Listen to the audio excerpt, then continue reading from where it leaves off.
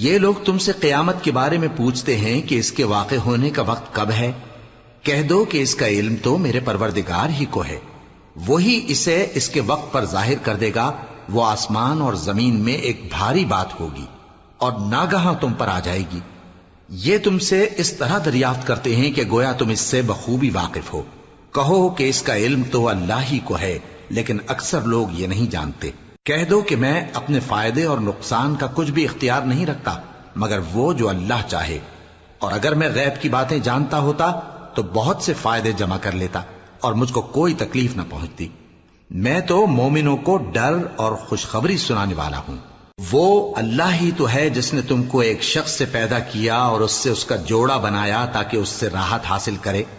سو جب وہ اس کے پاس جاتا ہے تو اسے ہلکا سا حمل رہ جاتا ہے اور وہ اس کے ساتھ چلتی پھرتی ہے۔ پھر جب وہ بوجھ محسوس کرتی ہے یعنی بچہ پیٹ میں بڑا ہوتا ہے تو دونوں میاں بیوی اپنے پروردگار اللہ سے التجا کرتے ہیں کہ اگر تو ہمیں صحیح و سالم بچہ دے گا تو ہم تیرے شکر گزار ہوں گے۔ پھر جب وہ ان کو صحیح و سالم بچہ دیتا ہے تو اس بچے میں جو وہ ان کو دیتا ہے اس کا شریک مقرر کرتے ہیں۔ سو جو شرک وہ کرتے ہیں اللہ کا رتبہ اس سے بلند ہے۔ کیا وہ ایسوں کو شریک بناتے ہیں جو کچھ بھی پیدا نہیں کر سکتے اور خود پیدا کیے جاتے ہیں، اور نہ ان کی مدد کی طاقت رکھتے ہیں اور نہ اپنی ہی مدد کر سکتے ہیں؟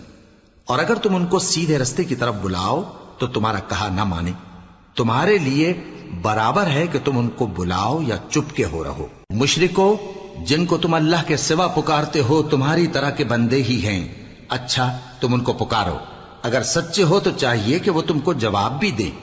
بھلا ان کے پاؤں ہیں جن سے چلیں، یا ہاتھ ہیں جن سے پکڑیں، یا آنکھیں ہیں جن سے دیکھیں، یا کان ہیں جن سے سنیں؟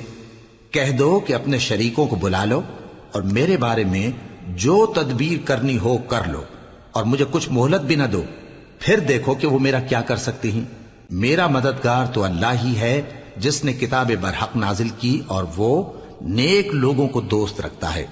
اور جن کو تم اللہ کے سوا پکارتے ہو وہ نہ تمہاری مدد کی طاقت رکھتے ہیں اور نہ خود اپنی ہی مدد کر سکتے ہیں، اور اگر تم ان کو سیدھے رستے کی طرف بلاؤ تو سن نہ سکیں، اور تم انہیں دیکھتے ہو کہ بظاہر آنکھیں کھولے تمہاری طرف دیکھ رہے ہیں مگر فی الواقع کچھ نہیں دیکھتے۔ اے نبی، عفو و درگزر اختیار کرو اور نیک کام کرنے کا حکم دو اور جاہلوں سے کنارہ کر لو۔ اور اگر شیطان کی طرف سے تمہارے دل میں کسی طرح کا وسوسہ پیدا ہو تو اللہ سے پناہ مانگو، بے شک وہ سننے والا ہے، سب کچھ جاننے والا ہے۔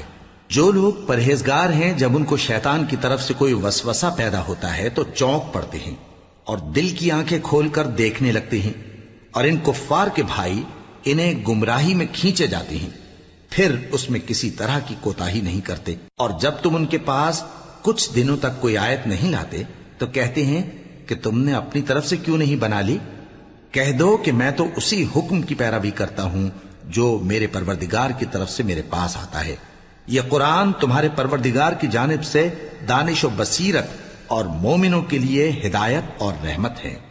اور جب قرآن پڑھا جائے تو توجہ سے سنا کرو اور خاموش رہا کرو تاکہ تم پر رحم کیا جائے، اور اپنے پروردگار کو دل ہی دل میں عاجزی اور خوف سے اور پست آواز سے صبح و شام یاد کرتے رہو، اور دیکھنا غافل نہ ہونا۔ جو لوگ تمہارے پروردگار کے پاس ہیں وہ اس کی عبادت سے روگردانی نہیں کرتے، اور اس پاک ذات کو یاد کرتے اور اس کے آگے سجدے کرتے رہتے ہیں۔